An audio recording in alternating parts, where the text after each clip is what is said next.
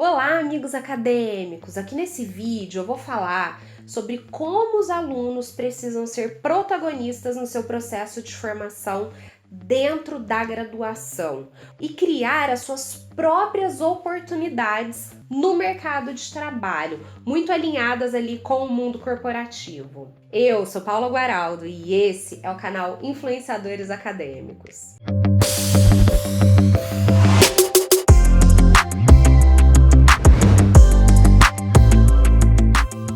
Esse vídeo eu tô fazendo com foco para os meus queridos alunos que sempre me procuram sinalizando que sentem-se muito perdidos no seu processo de formação. Perdidos em diferentes sentidos, mas a maior parte deles sinalizam o medo, o receio do que vem depois e a sensação de que eles só podem fazer alguma coisa pelo seu futuro depois que eles se formarem. Que nós temos todo um período de graduação para que a gente construa uma trajetória. Esse já é o início da nossa trajetória acadêmica. Se eu falar aqui com todos os professores que me seguem, com todos os pesquisadores, e a gente puxar lá pela memória como foi o nosso processo de graduação, a gente vai lembrar que fomos muito protagonistas. Uma das primeiras dicas que eu sempre gosto de dar para os meus alunos é a importância deles registrarem, guardarem tudo aquilo que eles fazem. E agora, aqui no canal eu tô alimentando muito essa ideia da necessidade de, além dos registros, a gente compartilhar tudo isso nas redes sociais de forma organizada, fazendo com que as redes sociais sejam portfólios para nós. Se a gente pensar nos trabalhos acadêmicos que fazemos, tanto práticos quanto teóricos, todos eles podem se tornar conteúdo muito interessante. Agora, é legal lembrar que na própria instituição existem vários elementos que podem oportunizar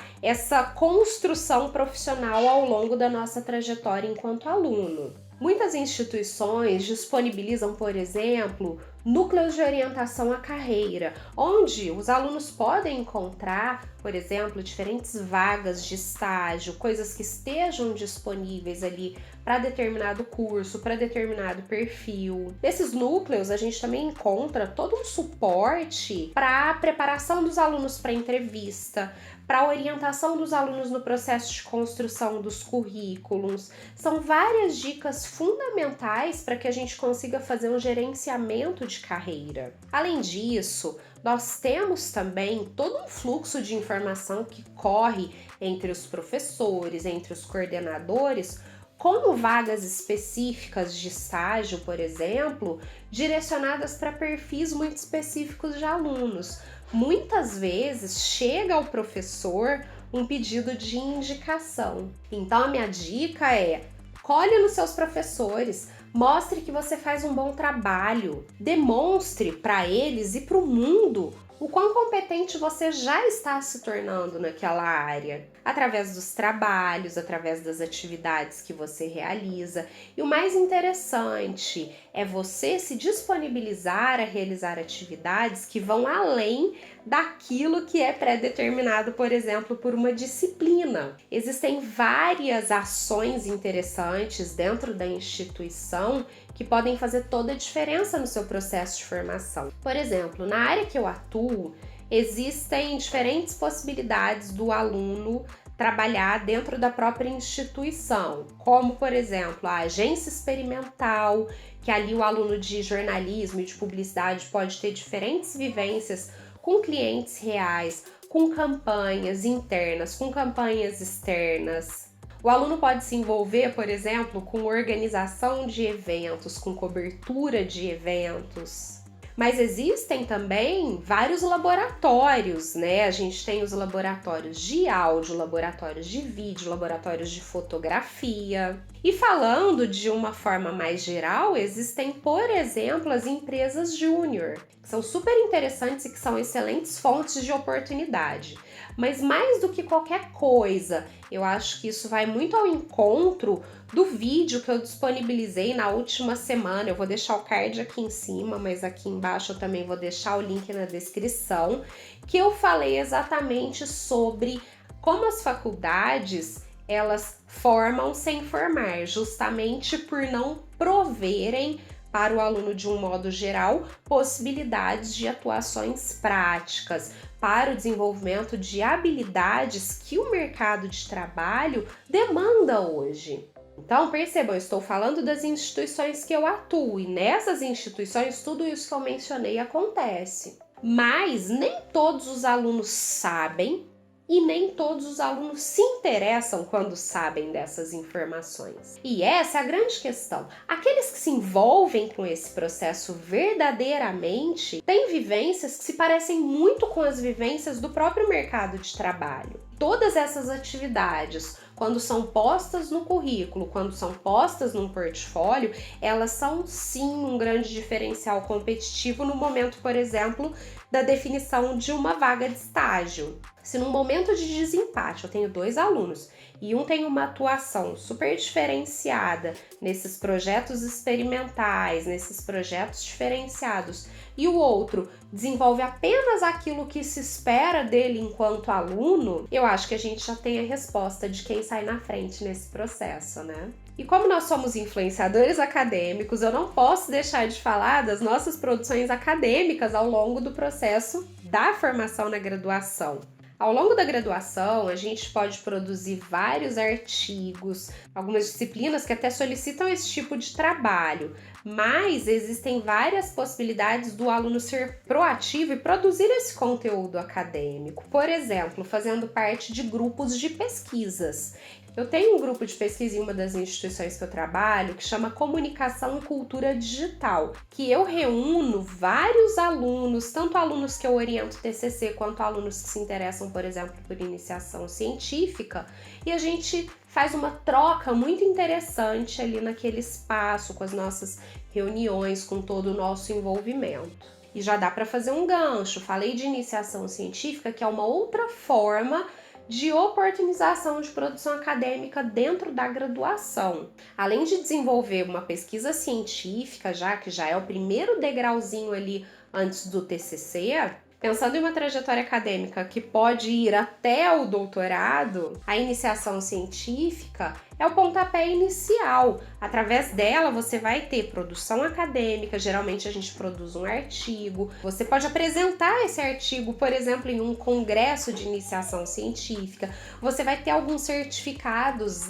que vão enriquecer o seu currículo Lattes, e você já vai estar tendo uma experiência de produção de fato, de envolvimento com aquela área de estudo, de envolvimento com aquelas temáticas. Eu, por exemplo, fiz 2 iniciações científicas quando eu estava na graduação, e a segunda delas foi o pontapé inicial para o meu projeto de mestrado. E além disso, a gente tem também o processo de produção dos nossos TCCs, das nossas monografias. Essa também é uma produção acadêmica que é super importante, que muitas vezes é negligenciada. Muitas vezes a gente vê alunos que fazem o TCC por fazerem, porque é uma disciplina que tem que ser cumprida, não entendendo que ali você está tendo a oportunidade de produzir um material riquíssimo e que pode te dar retorno de diferentes formas. Ele pode abrir caminhos para a carreira acadêmica, pode abrir caminhos para uma pós-graduação, para um mestrado. Se ele for um projeto experimental, se ele for uma coisa mais prática, ele pode até ser vendido. Por exemplo, no curso de marketing que eu sou docente, muitos alunos podem produzir planos de marketing, e esses planos de marketing são feitos com clientes reais, com informações reais, e alguns até vendem esses planos de marketing para essas próprias empresas. Muitas vezes eu já vi o dono da empresa assistindo a apresentação desse TCC lá no momento da banca, e isso render depois um contrato ou um emprego para esse profissional que está se formando ali naquele momento. E lembrem-se que tudo isso que eu estou falando precisa ser registrado e compartilhado em rede social. Eu fiz um vídeo que eu explico, o porquê da importância da exposição nas redes sociais, o que a gente ganha com isso. Eu vou deixar no card aqui em cima, vou deixar na descrição aqui embaixo. Depois dá uma olhadinha lá, pode fazer diferença para você. Mas eu explico o porquê que esse processo de exposição, ele é super super relevante para que a gente construa uma autoridade. E essa autoridade, por exemplo, nessa área de formação, ela pode ser construída desde muito cedo.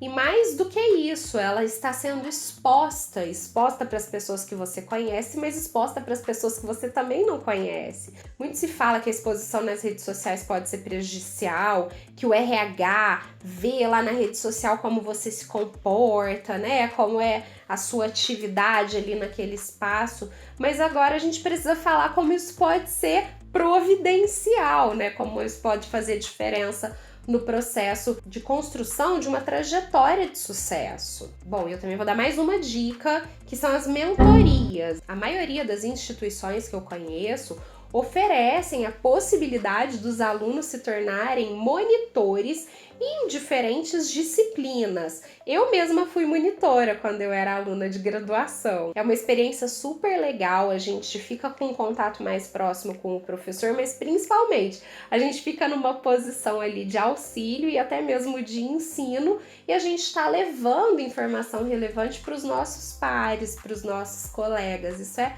muito legal. Agora, uma outra informação que eu acho relevante para quem está nesse processo ou de escolha da faculdade que vai fazer, ou já está começando a faculdade, enfim, é prestar atenção em um ponto super importante, que quando a gente está na faculdade a gente ouve o tempo todo e às vezes não faz muito sentido pra gente, que é o tal do ENAD. O que é o ENAD? O ENAD é uma avaliação que é feita, né, do curso em uma totalidade e de um modo bem simples, né, numa explicação bem simples, ali vai se definir uma nota para esse curso partindo de alguns critérios, né, bem especificados pelo MEC.